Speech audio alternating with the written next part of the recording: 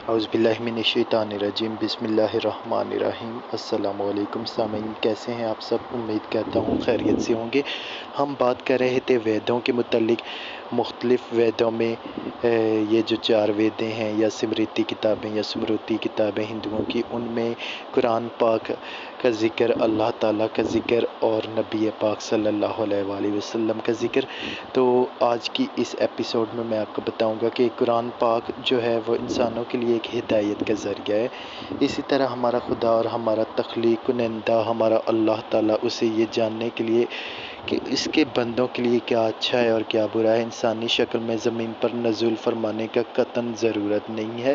جیسے میں نے پچھلی ایپیسوڈ میں آپ کو بتایا تھا کہ ہندوؤں کا یہ تصور ہے کہ خدا زمین پر آتا ہے مختلف اوتاروں میں، جیسے کہ میں نے بتایا تھا کہ وہ کہتے ہیں مچھلی کی شکل میں، کچھوے کی شکل میں، یہ اس کے اوتار بتاتے ہیں۔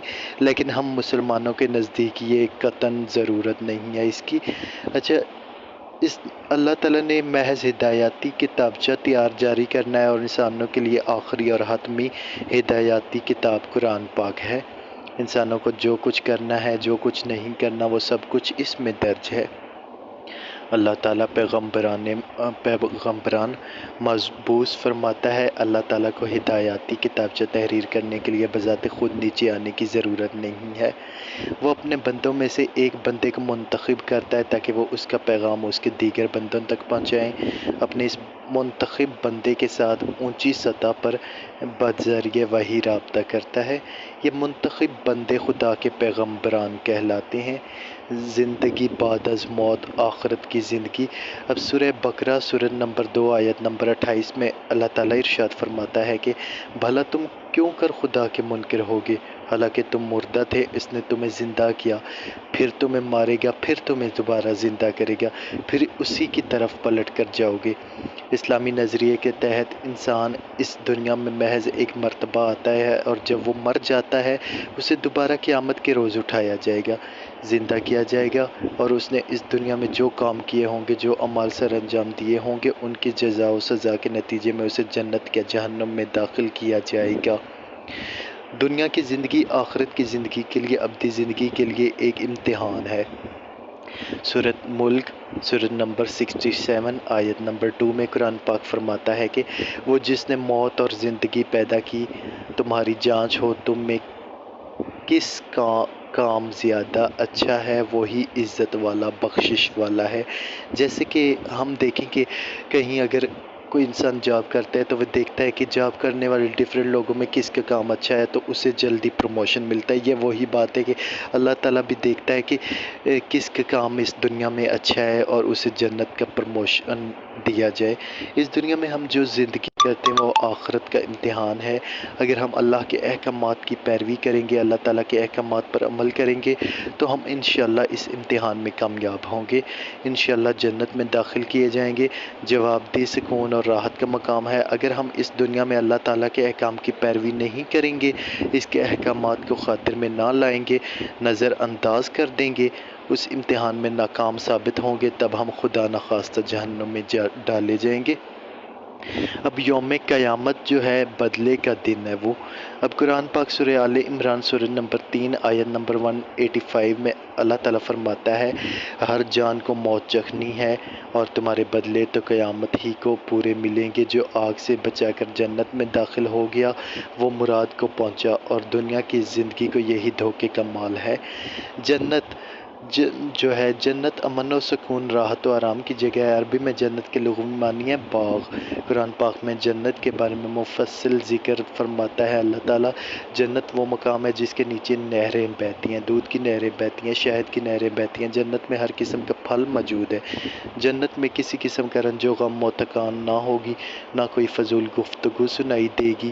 جنت میں کوئی تکلیف نہ ہوگی، محض سکون ہی سکون اور راحت ہی راحت ہوگی۔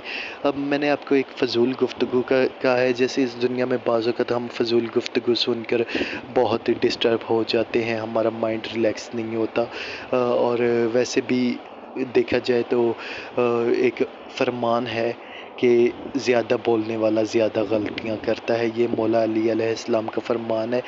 اب ہم دیکھیں گے جہنم کے بارے میں کوئی ڈیٹیل ہم آپ کو بتا دیں۔ جہنم اذیت کا مقام ہے۔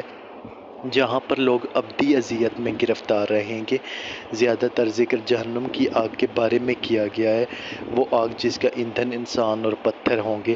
یہ پونز جنم یا پیدائش نو، دوبارہ پیدائش، دوسرے جنم کا کوئی چکر نہیں ہے، بلکہ زندگی بعد از موت ہے۔ آخرت کی زندگی ہے، ابدی زندگی ہے۔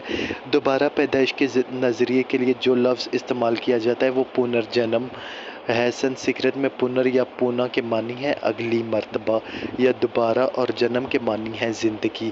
زندگی، اس کا یہ مطلب ہرگز نہیں کہ بار بار زندگی سے مستفید ہونا ہے۔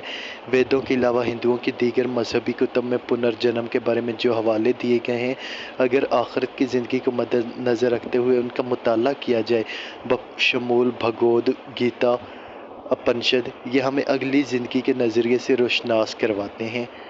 یہ پنرجنم کا تصور نہیں دیتے، یہ ہمیں اگلی زندگی کے ہم جہنم یا جنت میں مطلب ہوں گے، یہ دوسری زندگی یا دوسرے جنم سے روشناس کرواتے ہیں، لیکن بار بار زندگی سے مستفید ہونے کے نظریے سے روشناس نہیں کروائیں گے، ٹھیک ہے۔ زندگی بعد از موت کا ذکر ویدوں میں بھی آیا ہے۔ ویدوں میں سورگ یعنی جنت کا ذکر بھی آیا ہے۔ یہ ذکر ویدوں میں کئی ایک مقامات پر آیا ہے، بشمول اتھاروا وید، کتاب نمبر 4، باب نمبر 34، آیت نمبر 6، دیوی چند۔ اس میں مکھن، شہد، دودھ، آب مقطر اور دہی کی نہریں بہتی ہیں جو راحت و سکون میں اضافے کا باعث بنتی ہیں۔ مختلف طریقوں سے روح کو تقویت پہنچاتے ہوئے ان چیزوں کو حاصل کیا جا سکتا ہے۔ اب ہندوؤں کی درج ذیل کتب جو ہے میں بتا رہا ہوں، ان کا ذکر کر رہا ہوں، ان میں جنت کا ذکر ہے، جیسے اتھار ویدا، کتاب نمبر 4، سورت نمبر 34، آیت نمبر 6، وید پرا، ٹھیک ہے۔ اتھار ویدا، کتاب نمبر 4، سورت نمبر 34، آیت نمبر 2۔ اتھار ویدا، کتاب نمبر 2، سورت نمبر 34، آیت نمبر 5۔ اتھار ویدا، کتاب نمبر 6، سورت نمبر 122، آیت نمبر 3۔ رگ ویدا، کتاب نمبر 10، سورت نمبر 95، آیت نمبر 18۔ ویدوں میں اب جہنم یعنی نرک کا ذکر، نرک یا جہنم کا ذکر ویدوں میں بھی آیا ہے۔ اس کے لیے سنسکرت کا جو لفظ استعمال کیا گیا ہے وہ ہے نراکستھانم، ٹھیک ہے۔ اب یہ نراکستھانم ایک سنسکرت کا لفظ ہے جس کا مطلب ہے جہنم یا نرک۔ رگ ویدا، کتاب نمبر 4، سورت نمبر 5، آیت نمبر میں بیان کیا گیا ہے، یہ آیت نمبر 5 ہے، ٹھیک ہے۔ جو خدا کے احکامات کی خلاف ورزی کرتے ہیں، قوانین توڑتے ہیں، وہ آگ میں جھونکے جائیں گے۔ یہ فکر قرآن کے نہیں، یہ ویدا کے ہیں، رگ ویدا کے، جو ہندوازم میں سب سے بڑی کتاب مانی جاتی ہے، ٹھیک ہے۔ اب تقدیر کا نظریہ اسلام میں ہے قدر، ٹھیک ہے۔ قدر تقدیر کا نظریہ ہے۔ انسانی زندگی کے کئی ایک پہلو ہمارے خالق اللہ تعالیٰ کی ذات پاک نے پہلے سے مقرر رکھے ہیں۔ مثلاً کوئی انسان کب اور کہاں پیدا ہوگا، کب اور کہاں جنم لے گا، وہ کن حالات کے تحت جنم لے گا، وہ کتنی دیر تک اس دنیا میں حیات رہے گا اور کہاں پر اس کی موت واقع ہوگی۔ مختلف افراد کے مابین مختلف امتیازات کا منطقی نظریہ بھی ہے۔ ہندو مت میں دو افراد کے درمیان پیدائشی فرق ہوتا ہے، ٹھیک ہے۔ مثال کے طور پر ایک بچہ صحت مند ہوتا ہے جبکہ دوسرا بچہ معذور پیدا ہوتا ہے۔ ایک بچہ ایک امیر گھرانے میں جنم لیتا ہے جبکہ دوسرا بچہ ایک غریب گھرانے میں جنم لیتا ہے۔ پہلے جنم کے اعمال پر منحصر ہوتا ہے کہ دوبارہ پیدائش، دوسرے جنم کا کوئی سائنسی یا منطقی ثبوت موجود نہیں ہے۔ اسلامی نظریے کے تحت مختلف افراد کے درمیان ان امتیازات کے بارے میں قرآن پاک کی سورہ ملک، سورہ نمبر 67، آیت نمبر 2 میں ارشاد فرمایا گیا ہے، وہ جس نے موت اور زندگی پیدا کی، تمہاری جانچ ہو تم کس کا کام زیادہ اچھا ہے، وہی عزت والا بخشنے والا ہے، ٹھیک ہے۔ یہ دنیاوی زندگی جو ہم بسر کرتے ہیں وہ آخرت کا امتحان ہے۔ قرآن پاک میں کئی ایک آیات موجود ہیں جو واضح طور پر یہ بیان فرماتی ہیں کہ ہمارا خالق اللہ تعالیٰ مختلف طریقوں سے ہماری آزمائش فرماتا ہے۔ سورہ بقرہ، سورہ نمبر 2، آیت نمبر 214 میں ارشاد فرمایا گیا ہے کہ کیا اس گمان میں ہو کہ جنت میں چلے جاؤ گے؟ ابھی تم پر اگلوں کی سی روداد نہ آئی، پہنچی انہیں سختی اور شدت اور ہلا ڈالی گئی۔ مطلب کہ یہ پرانی امتوں پر جو عذاب آئے تھے، ٹھیک ہے۔ یہاں تک کہ کیا ہے، اٹھا رسول اس کے ساتھ کہ ایمان والے کب آئے گی اللہ کی مدد، سن لو بے شک اللہ کی مدد قریب ہے، ٹھیک ہے۔ نصر من اللہ و فتح قریب۔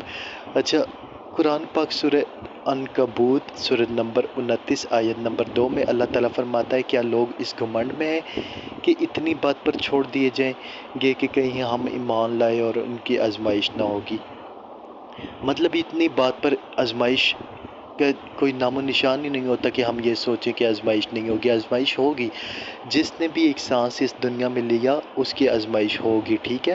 قرآن پاک سورہ انبیاء سورہ نمبر 21 آیت نمبر 35 میں اللہ تعالیٰ فرماتا ہے کہ ہر جان کو موت کا ذائقہ چکھنا ہے اور ہم تمہاری آزمائش کرتے ہیں اور برائی اور بھلائی سے جانچنے کو ہماری ہر طرف تمہیں لوٹ کر آنا ہے، ٹھیک ہے۔ قرآن پاک سورہ بقرہ سورہ نمبر 2 آیت نمبر 155 میں اللہ تعالیٰ فرماتا ہے کہ اور ضرور ہم تمہیں آزمائیں گے، کچھ ڈر اور بھوک سے، کچھ مالوں اور جانوں اور پھلوں کی کمی سے، اور خوشخبری سنا ان صبر والوں کو، ٹھیک ہے۔ اب یہ کہا جاتا ہے کہ لوگ کہتے ہیں کہ دکھ ہمیں ہی کیوں ملتے ہیں۔ اب اللہ تعالیٰ نے جب سورہ بقرہ میں فرما دیا کہ ہم آزمائش کرتے ہیں، کسی کو بھوک دے کر، کسی کو رزق دے کر بھی آزمایا جاتا ہے، اولاد دے کر بھی آزمایا جاتا ہے۔ اب یہ مختلف طریقے ہیں اللہ تعالیٰ کی آزمائش کے، ٹھیک ہے۔ اب دیکھنا یہ ہوتا ہے کہ کون سا بندہ اس پر پورا اترتا ہے۔ اب سورہ انفال سورہ نمبر 8 آیت نمبر 28 میں قرآن پاک میں اللہ تعالیٰ فرماتا ہے اور جان رکھو کہ تمہارے مال اور تمہاری اولاد سب فتنہ ہے، ٹھیک ہے، اور اللہ کے پاس بڑا ثواب ہے۔ اب یہ مال اور اولاد اور یہ سب فتنہ ہے، ٹھیک ہے، اور آج کل لوگ کیا کریں، اسی اولاد اور مال کے لیے بھاگ رہے ہیں۔ کچھ کہتے ہیں کہ ہماری اولاد نہیں ہوتی، ٹھیک ہے، اور کچھ کہتے ہیں کہ اولاد ہو گئی، اب انہیں کھلائیں کہاں سے، مال اکٹھا کرتے ہیں ان کے لیے اور حرام کا رزق بھی ساتھ جوڑتے ہیں۔ تو اللہ تعالیٰ فرماتا ہے کہ یہ تو ایک آزمائش ہے، یہ فتنہ ہے، ٹھیک ہے۔ اب سامعین مجھے دیجیے اجازت، انشاءاللہ اگلی ایپیسوڈ میں ہم پڑھیں گے کہ ہندوازم میں نا بعد از موت کا کیا تصور ہے۔ تو آج اپنا خیال رکھیے گا، انشاءاللہ کل نیکسٹ ایپیسوڈ اپلوڈ ہوگی، دعاؤں میں یاد رکھیے گا۔ سامعین اللہ آپ کا حامی و ناصر ہو، اللہ حافظ۔